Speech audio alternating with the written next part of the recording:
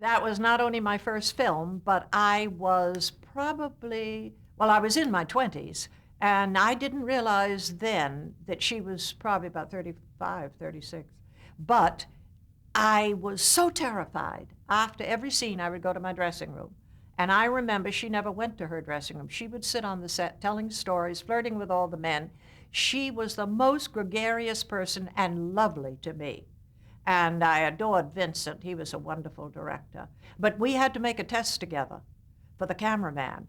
And it was her cameraman. And Jack Dawn had told me, don't smile too broadly, because I've got buck teeth and they were very white. And he said, because you look like, piano keys when you smile too big with your teeth. And they asked me to smile. And I said, no, I can't. And she said, why not, dear? And I whispered to her the reason. And she said, oh, my dear, they told me when I smiled I looked like a horse, but I've made it pay for years. Smile. And I did. And the funny thing is that I've got a secret. For years, it was always Jayne Meadows with a beautiful smile.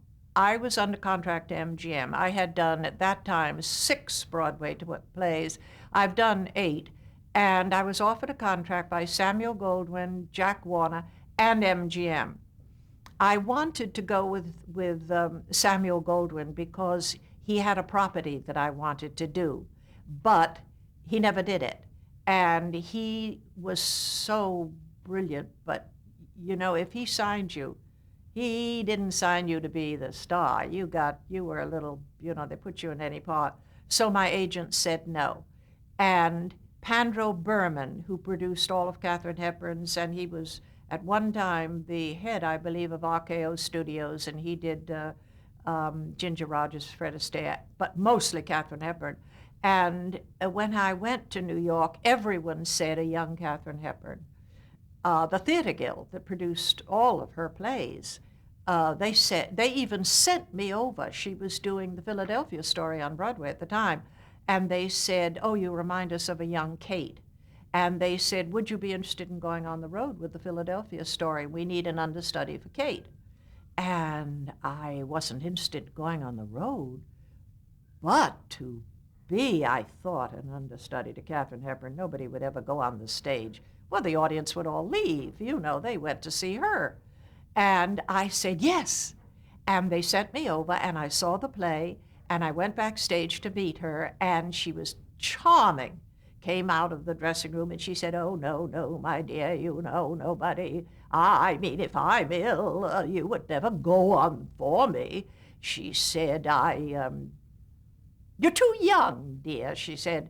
You could play my little sister, and if you need the money, I won't say no if you'd like to go on the road, which I thought was so sweet of her. And I did need the money, but I didn't want to go on the road. I wanted to be on Broadway. So I said, well, thank you very much. That's very kind of you, Miss Hepburn. Well, my whole career, I say today, if I was a young girl starting on Broadway, I'd be out of work.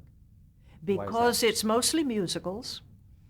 And if it's not musicals, it's plays that really, I don't think I would fit into them. But on Broadway at that time, everything was drawing room comedies. And from my very first play, I was never out of work. I went from play to play to play until they took me to Hollywood. And strangely enough, Pandro Berman saw me in the play, as did Jack Warner and the Goldwyns.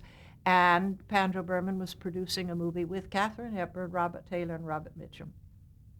And he needed somebody to be, not only to be her rival, but the whole plot of the play was that Robert Taylor was in love with me, my character, and I suspected him of doing away with his brother, and I wouldn't marry him.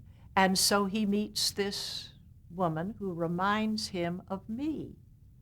Now, isn't that funny? That it should have been the other way around. She should have been playing my part and I her part. But he signed me. George Cukor directed my test, the great woman director. Vincent Minnelli directed it. And while we were shooting the movie, They came on the set one day, and all shooting stopped to tell Vincent Minnelli that his little daughter had just been born, and it was Liza.